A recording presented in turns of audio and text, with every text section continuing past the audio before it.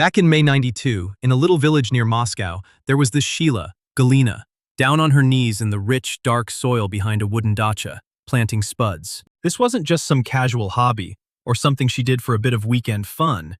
Nah, this was dead-set crucial for getting through winter. Her bloke, he was a physicist, working at a research center over in Moscow. For 4 months straight, the institute hadn't bothered to pay him a cent. Every morning, the doors to the place still swung open, and all the staff in their lab coats kept rocking up. The government had just pulled the pin on their funding, plain and simple. Back in the Soviet days, that 600 square meter patch behind the dacha was for growing strawberries for the grandkids and tomatoes for summer salads. It was a spot for fresh air, a place to grow flowers, and where their son first learnt to catch beetles in a jar. Now, Galina was chucking spuds in every spare row, tilling the soil as she went. By May that year, a ruble from her husband's wallet could only buy about a 25th of what it got him back in December. The state savings bank was paying out deposits with notes that were losing value quicker than the teller could count them. In '92, a pension that was enough to keep a family going in '91 could barely snag you a loaf of bread and a bottle of kefir. The humble spud, though, it doesn't give a toss about exchange rates. It just keeps on growing, naturally. Come spring '92, millions of households all over Russia, we're talking professors, engineers, workshop managers, school teachers, they all started doing what Galina was doing. They dug up the flower beds behind their weekend shacks and started growing tucker. This yarn here, it's about what went down in Russia between '91 and '98. The story the Western press was spruiking back then painted a picture of reform, market growth, transition, and a painful but necessary shock therapy. Everyone reckoned it'd lead to a typical European economic setup. But history shows us a different story. When the Soviet system went belly up, the educated middle class, all the engineers, scientists, and uni types, the very people who'd made the Soviet Union strong, they pretty much lost the lot. The ones who managed to get by, and even do all right in some cases, weren't the ones with fancy degrees on their walls.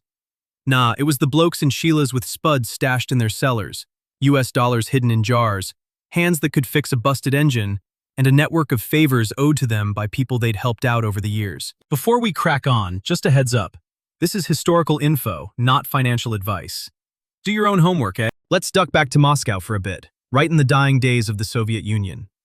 The shelves in the state shops had been bare for yonks before they even pulled the red flag down from the Kremlin. A punter could spend 2 hours in a queue just for a tin of sardines. A housewife would be whispering around, trying to suss out which shop, in which suburb, might actually have some butter that arvo. Ciggies had become a kind of second currency, with vodka as the third. Some foreign bloke rocking out of a hotel with a packet of Marlboros could live it up like a king for a whole week. Before the official Soviet system completely ran out of cash, it had already run dry on actual goods. Come Christmas Day 1991, when Gorbachev packed it in, the ruble was losing its buying power quicker than a stubby on a hot day. Folks all over the country were stashing their money under the mattress. Factory bosses started paying their workers with whatever their plants churned out, stuff like undies, tractor tires, or even toilet paper, because these bits and pieces held their value, unlike the ruble. For instance, a bloke at a Ural truck factory might get half his pay in spark plugs, and a worker at a glassworks could be paid in drinking glasses. Nah, these weren't just some abstract payment methods. The workers would lug these bits and pieces down to the local markets, swap them for essentials like bread and milk, then cart their tucker back home. The currency had pretty much chucked a UE and stopped working as actual money. It was the goods themselves that had taken over as the real currency. A fresh government took the reins right in the middle of this whole chaotic schmozzle, and the breakup was officially sealed with a signature on the 3rd of December, 1991. Boris Yeltsin gave the green light to a decree that deregulated prices straight away, instead of rolling out the change slowly or dragging it out over a long period. From the 2nd of January 1992, the government stopped dictating what shops could charge for essential stuff like bread, milk, meat, boots, and soap. This policy was rolled out everywhere, all at once. This whole idea kicked off with Igor Gator, a 35-year-old economist. He was a bit of a brainy bloke, being both the grandson of a famous Soviet kids writer and an academic who'd had a squiz at Polish economic reforms. He reckoned Russia needed the same approach Poland took. A fair dinkum, sharp break from its planned economic system. It was like ripping off a Band-Aid, cop the immediate pain, but come out better off in the end. In the very first month, prices shot up by 300%. By the time the first quarter of '92 wrapped up, prices had gone up at an annual rate of a whopping 1,000%. The officially reported inflation rate hit a massive 2,508%. In just 1 year, prices had multiplied by 26. Fair dinkum. The central bank's answer to all this was just to keep chucking out more rubles. Factories couldn't stump up the cash for their workers, who then couldn't pay their rent. And the oldies on pensions were left high and dry, unable to buy tucker. Scared stiff of losing the next elections, the government just let the ruble's value keep going belly up. By July 92, a single US dollar was worth 125 rubles.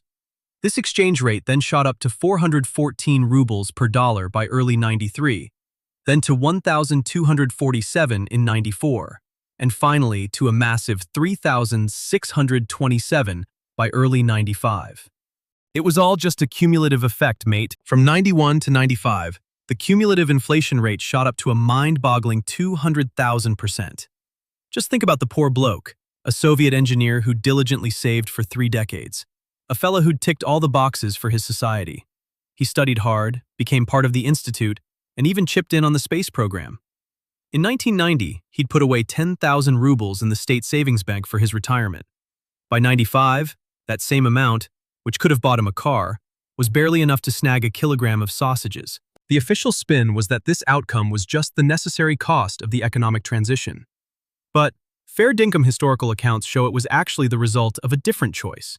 A decision to look after the interests of the state and its big-shot oligarchs, while average punters who'd saved their hard-earned cash watched their financial security go belly up. Those in the know, with all the inside info, managed to keep their financial assets safe and sound. They knew which banks were fair dinkum, which state-owned assets would be privatized on the cheap, and which public servants would give the nod to specific directives.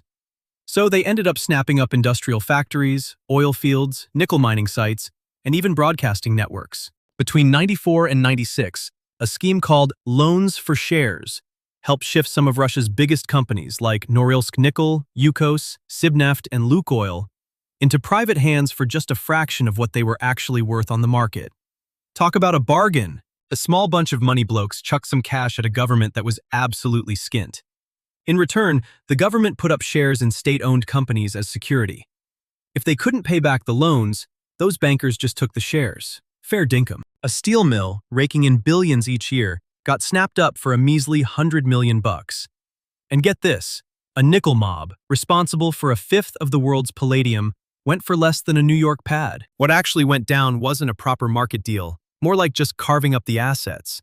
So a tiny handful of blokes ended up stinking rich, becoming billionaires, no worries. While 150 million people's financial bits and bobs were completely stuffed, everyone else was just trying to get by. Fair enough. By this stage, pay packets just stopped coming, even for the blokes who were still officially on the books. Officially, or on paper, engineers, teachers, and coal miners were still counted as employed, believe it or not. Even though they kept rocking up to work, their wages were being held back. No good. By the end of 99, 2 out of 3 Russian workers were saying they were owed a stack of back pay. Bloody oath. On average, a worker who got stung had nearly 5 months of unpaid wages piling up. What a shocker. Schools and unis kept going for a whole year, but their staff weren't getting a cent. Imagine that. In May 98, the coal miners in Vorkuta blocked the Trans-Siberian Railway because they hadn't been paid. Fair enough, too. Hospitals and clinics were just relying on unpaid volunteers to keep things ticking over. Pretty rough. Research places kept their lights on and stayed open, even though their scientists weren't getting paid a brass razoo for ages.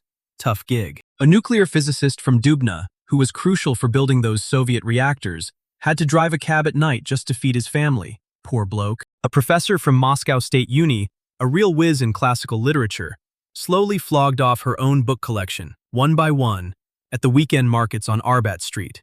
What a shame. To grab some milk, an old general had to sell off his military medals. How's that for a turn-up? These stories aren't just tall tales. They're actually the real memories of a whole generation. Fair dinkum. Here's the kicker. This whole schmozzle wasn't even showing up in the official unemployment figures. Unbelievable. People were still on the official employment lists. No worries there. The Russian government told companies not to sack too many workers, because heaps of unemployment would just be too much of a political headache, you reckon? So the workers hung on to their job titles, but their pay packets just vanished. Well, officially anyway. Truth be told, not much had really changed. The smart folks, the educated lot, had everything they owned stripped right off them. the human toll was absolutely massive. Blokes in Russia, their average life expectancy went from 65 back in 87 down to 57 by 94. That's a loss of 8 years in under 10, fair dinkum. Some academic from the American Enterprise Institute reckoned it was a disaster on a scale we'd never seen before. A real shocker. Through the 90s, 5 million Russian blokes kicked the bucket. Blokes who would have still been around if the death rates from the late Soviet times had just stayed the same. And this all went down during peacetime, mind you, hitting 5 million people. Suicides shot past 40 for every 100,000 people. Grog consumption went up threefold, and heart disease deaths for blokes in their prime just skyrocketed. This whole shebang played out over and over again in heaps of homes. A bloke either ended up on the dole, kept working for no pay, or watched his life savings just vanish into thin air. He'd hit the booze, his missus would do a runner, and then he'd cark it. That was the price tag for what the Western media called essential change. But there's another side to the story, one that history books often gloss over. While the country's economy was going belly up, a different sort of economic setup was actually keeping people fed and afloat. Let's have a squiz at the dacha back in the Soviet days. The government had dished out these small blocks of land, exactly 6 sotkas, which is 600 square meters, or about 1/7 of an acre, to city folk. They were for weekend getaways, a bit of a recreational escape, good for growing a few flowers and having mates over. Roughly a quarter of Russian city families had one of these plots back in the 80s. After the ruble went pear-shaped, these little blocks weren't just for mucking around anymore. They became how people actually put food on the table. By the mid-90s, those small family gardens, owned by both country and city Russians, were churning out a massive 90% of all the spuds grown in the country. These patches of dirt were responsible for 80% of all the veggies, 87% of the fruit, and almost 60% of all the meat. This country, the second biggest on the planet and an industrial powerhouse that bragged about having one of the largest collective farming setups ever, managed to feed its people using only 3% of its farmable land. This wasn't done by government grain drops or big agricultural companies. Nah, it was all thanks to individual families getting stuck in with their shovels. The massive state-run farms had gone belly up. Supermarkets were either bare as a butcher's dog or cost an arm and a leg even when they had stuff.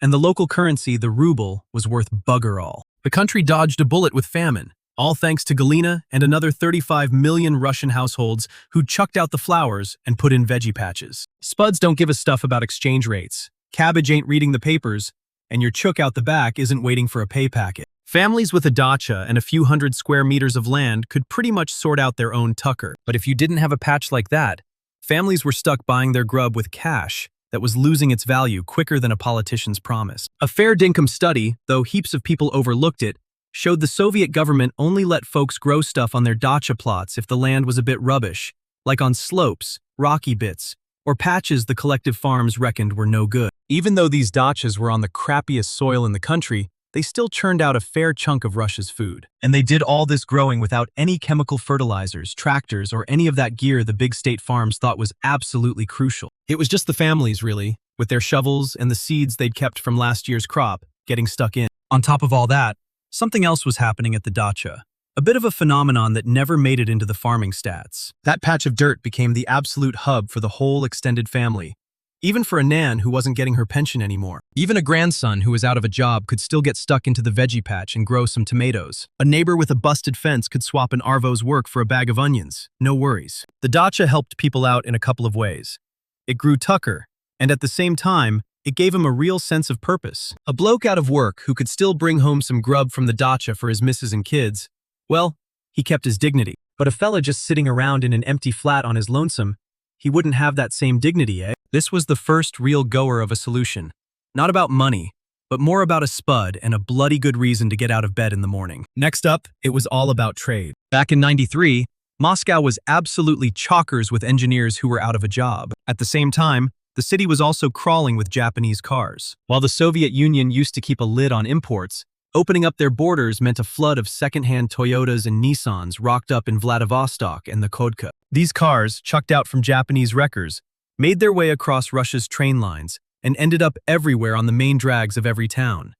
These motors were always conking out, see, because they were built for Japanese roads, weather, and fuel, not the rough Russian tracks, freezing winters, and their particular types of petrol. If you could fix one of these old bombs, you were instantly worth your weight in gold, mate. A car mechanic who used to work for a government garage was now doing his own thing. He'd get paid in cash or sometimes in kind, like a bottle of vodka or a stack of firewood. While a physicist's fancy equations wouldn't help them pay off a home loan, a mechanic could sort it out with their spanners. This went for other tradies too, like plumbers, sparkies, welders, and roofers. Blokes who could actually get their hands dirty and fix stuff ended up raking in a fair bit of dough, doing way better than their old schoolmates. There's a yarn you hear a fair bit from ordinary Russians back then, about a uni grad bumping into an old schoolmate.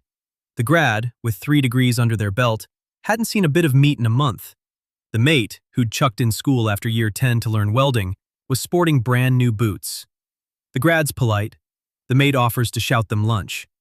A PhD was just theory. A welding ticket was a way to earn a crust. That was the hard truth of 1990s Russia. The Soviet education system had geared up a whole generation for a world that was no longer there. Plasma physicists had trained for fusion reactors, but the government wasn't funding them anymore. Aerospace engineers had learnt to design missiles, but the government wasn't building them.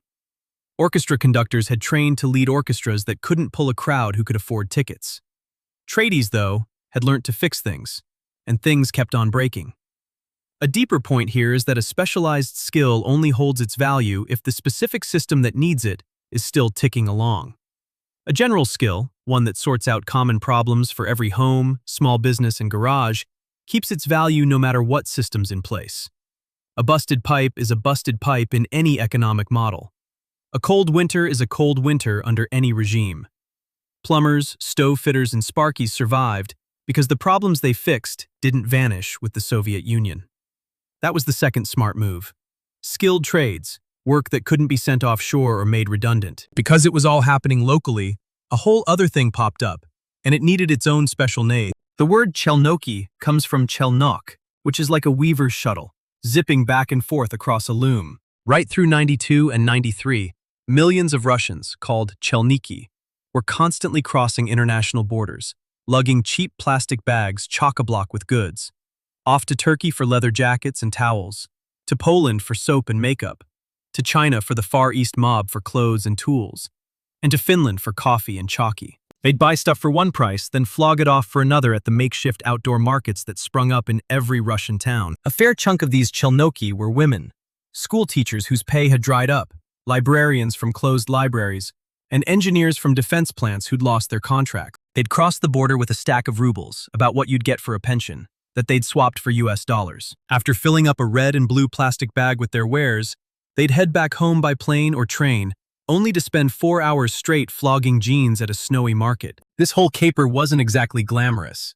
It was bloody tiring, and often pretty risky. Women, some of them with PhDs, were standing out in the snow, haggling over the price of a jumper. Back in Soviet times, they would have been called speculators, and risked getting chucked in the clink for doing exactly what they were doing now. They copped the humiliation just to put food on the table for their kids. Those chelnoki blokes, they were the ones who really got Russia humming along back in the 90s. By the middle of that decade, the outdoor markets they were supplying had really blown up, gotten heaps bigger. Every year, Moscow's Cherkizovsky market, plus dozens of smaller ones in every town, was pulling in tens of billions of dollars in transactions. Fair dinkum. They weren't your fancy financial investors. Nah.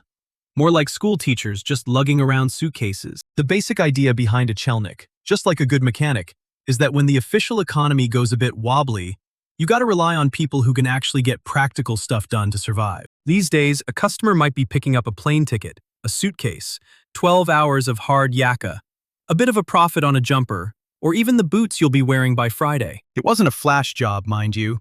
It was bloody essential for survival, forcing millions of educated Russians to swallow their pride and get stuck into it. The US dollar. That was the third big factor that really shaped things.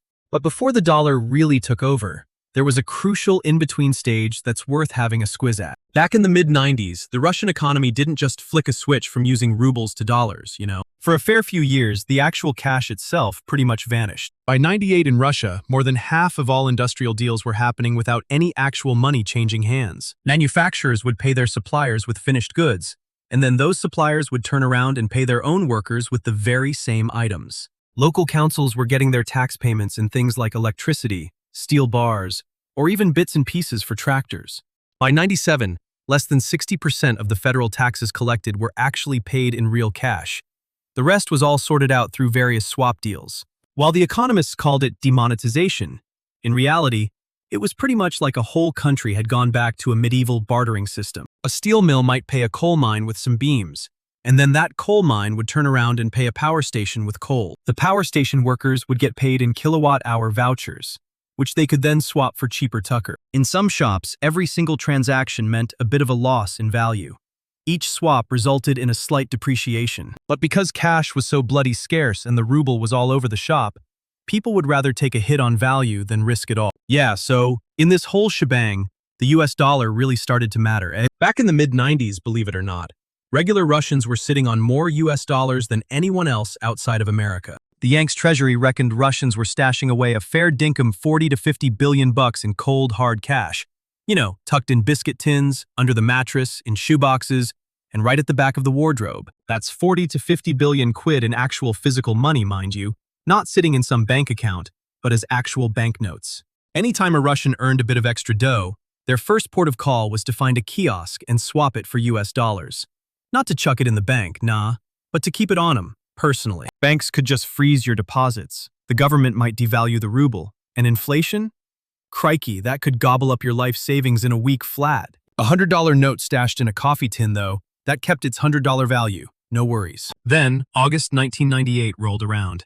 For roughly a year leading up to that, things actually looked like they were stabilizing. The ruble had held steady at about 6 to the US dollar for almost a year, and inflation had dropped to a two-digit number. In Moscow, a new middle class was starting to pop up, full of young pros working in banks, consulting outfits, and newspapers. They'd stopped stashing dollars under their mattresses. Instead, they were actually starting to put rubles into these brand new commercial banks. They'd started to reckon the toughest times were behind them. The government just bailed on its local debt on the 17th of August, 1998. The central bank just gave up trying to prop up the ruble. In just 3 weeks, the exchange rate absolutely tanked, going from 6 rubles to the dollar all the way to 21. Then, the banks just shut up shop. When account holders rocked up 6 weeks later, they couldn't get their hands on their cash. They ended up with rubles that had lost half their original worth. A real bummer. Any foreign currency deposits, especially those US dollars folks had trusted the banks with, were only given back after being forcibly swapped into rubles at the old exchange rate. Talk about an invisible ripoff. This was like a second massive blow for the average Russian saver, all in one summer. Moscow's oldies rocked up out the front of the main bank, waving handmade signs that read, "Hand over our cash." The Russians who'd yanked their funds out of the financial system and got their hands on physical US dollars were right as rain. They headed over to the vendor's stall, swapped $100 at the updated exchange rate, and could snag 3 times the amount compared to the week before. Folks who'd put their trust in the financial institution got completely wiped out, twice. First because of the 92 hyperinflation, then again with the 98 default. In just 7 years, there were 2 periods where everything went completely pear-shaped. It's a bit of a recurring pattern, this. Historical events just keep repeating themselves. Back in November 1923, over in Weimar, Germany, a woman whose savings were in paper marks realized she needed a wheelbarrow full of notes just to grab a single loaf of bread. The neighbor, though, who'd swapped his marks for Swiss francs, some farmland, or a stash of silver coins in a secure safe, was totally fine. So, while the currency was now worth bugger all, the assets that held their value stuck around. During the 2001 Argentine crisis, folks who copped the corralito kept physical US dollars on them, instead of having them sitting in dollar-denominated bank accounts. The state slapped a freeze on it. The authorities then turned those assets into pesos, valuing them at only a tiny percentage of their real value. But the actual notes remained cold, hard cash. The underlying process is always the same, mate. Once the government runs out of dough, they just grab assets from wherever they can get them. What's kept hidden can't be grabbed. A working network was the fourth thing that really did the trick. They've got a Russian term for it. Blat. Its roots go way back, even before the Soviet system and the Russian Empire. It's about doing a favor for a mate, a bit of reciprocal kindness between people you know. Like, say, a relative at the dairy sorting you out with some butter, a neighbor at the post office holding onto a parcel, or an old schoolmate in the coppers making a parking fine disappear. Back in the Soviet days, this BL caper helped folks get around all the shortages. When society went belly up, this stuff was absolutely crucial for them to survive. The tradie, who'd built up a lifetime of doing favors for others, managed to get through the tough times by swapping his skills. His mate, the Sparky, rewired the whole country house, and in return, he got a sack of spuds. His cousin, the butcher, always kept the best cuts of meat aside for him. His daughter-in-law, who worked at the polyclinic, managed to find a doctor who actually gave his missus a proper look-over. Money was worth bugger all, but trust? That hadn't gone anywhere. Russians who'd spent their working lives helping out their fellow citizens had a solid network looking out for them. On the flip side, Russians whose only use was to the government ended up with sweet FA. There's a deeper understanding hidden away in the whole Blatt story. Every society's got its own version of this interconnected setup. Out in the American bush, you'd see it with the church mob and the volunteer fireys. Over in Italy, the extended family takes on that role. In some parts of Africa, it pops up as a savings club. The specific way it shows up changes from place to place. The basic process is always the same. When money stops working, doing favors for each other kicks in. Someone who's done 50 small good deeds for their neighbors over 10 years has got an intangible asset that no central bank can tax, and no government can pinch. That kind of asset pays off big time when things go pear-shaped, and you can't just get it at the last minute. You can't just rock up to a strange neighborhood in a panic and expect to rack up 10 years of goodwill. This network of mutual support builds up over many years through little actions that shape a character others are keen to lend a hand to. This is the oldest way of stacking up value on Earth, and it's the one that sticks around long after all other savings methods have packed it in. Righto, the fifth big thing, and one the history books really don't give enough credit to, was the lingo. The Soviet Union had churned out a whole bunch of top-notch pros. We're talking physicists, mathematicians, engineers, even folks who knew their Greek history and musicologists. Most of them only spoke Russian, but a smaller mob, like humanities teachers, literary translation gurus, and occasionally even diplomats' kids, had really nailed English, German, or French. When Western companies rocked up in Moscow in '92 and '93, looking for local workers, they couldn't give a stuff about someone's PhD. Nah, their main worry was whether you could get your head around an English contract, answer calls in English, and take a client from the airport to their digs, all in English. Someone who used to teach English lit at a regional teachers' college ended up as the office manager for a Swiss bank. A bloke whose gig was translating German poetry got himself a job as the Moscow rep for a German pharmaceutical mob. A linguist who'd spent 20 years poring over Caucasian dialects, then got snapped up as the top local gun at a Western law firm. These legends ended up earning way more than their mates who had 2 or 3 times their fancy qualifications. Not because they were brainier, because they had the crucial key that unlocked a vital door for the new economy. The big takeaway here isn't that language skills are some kind of magic trick, fair dinkum. When everything's going pear-shaped, a skill's worth isn't about how much it costs to learn, but how much the bits of the economy still standing actually need it. While no one was after Russian nuclear physics papers anymore, there was still a wide-open market for someone who could link up Moscow and London. Plus, by '93, the part of the economy that was still kicking had started looking outwards. German banks, American law firms, and British consulting outfits were setting up shop all over Moscow. The Russian economy, which used to be all about itself, looking after its own government departments, industries, and 5-year plans, had now swung around to face the world. Folks who could chat with the global community were raking in the same sort of dough as what the international scene was dishing out. So that was the fifth big thing, a skill you could take anywhere. Could something similar happen in Europe or the States, reckon? To be fair dinkum, some version of it's already happening, mate. Crikey, the European manufacturing game's losing its energy edge, which used to make their stuff competitive round the globe. German chemical companies are shutting down their plants and shifting their production over to the States or Asian countries. Those decent-paying, middle-class, super-eligible, salaried factory jobs, the ones these plants kept going, they're not coming back in the same way, mate. The UK's already seen most of its manufacturing gigs disappear, relying on the services sector and property assets for the last 20 years. Because of all the built-up maintenance delays, France's nuclear energy sector is on the way out. A whole generation of young Italians won't ever hit the same income levels as their folks did in the same sorts of jobs. This trend's a constant, eh? The setups that used to prop up a middle-class life, from work to super and even for the next gen, they're all on the slide. An admin worker in a big Western European city who's banking on their super fund, wages, and health cover to look after them in their golden years, well, they're taking a bit of a punt. It's the same sort of gamble a Soviet engineer took back in '89. That punt means they reckon the system they're operating in will keep ticking along pretty much as is for another 15 years. Could happen too. Still, if things go pear-shaped, the fallout's massive. The cost to lessen the risks is pretty tiny, really. The takeaway from Russia isn't that farming's the answer, or that everyone should learn to weld, or that you should pull all your cash out of the bank right now and stash it at home. What we realize from Russia is that every adult working back in '89 thought they had a handle on how the next 40 years of their life would pan out. But by '95, Hardly any of those predictions actually came true. The blokes who did best in '89 weren't always in the flashiest jobs. Instead, they were the ones who'd sorted out, alongside their main gig, an alternative food supply, a bit of extra cash, another income stream, and a backup life that didn't rely on just one organization sticking around. That included a patch of land growing tucker, something you owned outright that wasn't tied to the banks, or a handy skill the New World Order would pay for. Also, a network of people who owed them a favor, some specific know-how, being fluent in another language, a particular trade, or a niche skill you could take anywhere. These things aren't exactly out of the ordinary. None of them would have knocked the socks off the Soviet recruitment mob back in '85. These blokes were looking after their families, making sure they had tucker, warmth, and clothes.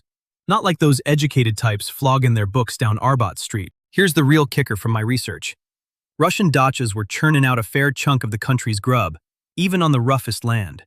We're talking slopes the state farms had chucked in, and rocky bits no collective farm would even bother with. And they pulled this off without any fancy machines, chemical fertilizers, or even a sniff of help from those organizations that used to reckon they were feeding the whole country. The gear that saved Russia back in the '90s?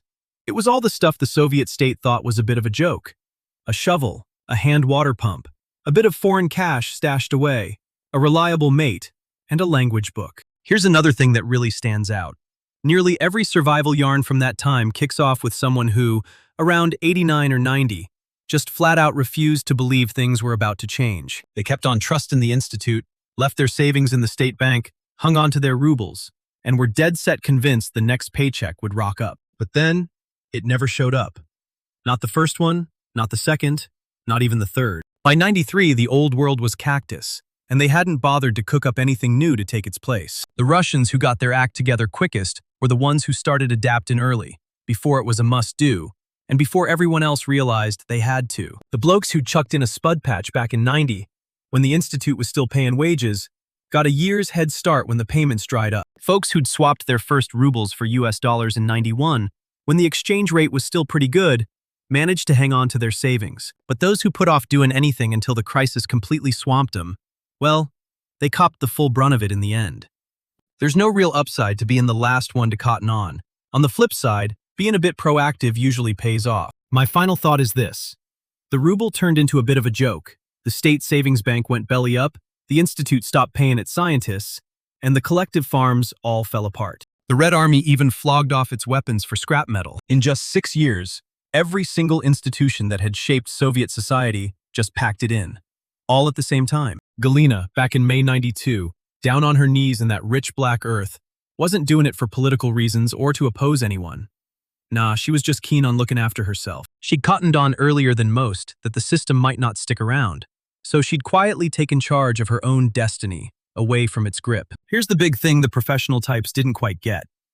Not that the system was definitely going to fall over, but that it certainly could. And when that actually happened, their only real backup was whatever they'd managed to set up on their own, outside the system. What's happened before doesn't guarantee that one particular thing will protect you when the next big drama kicks off.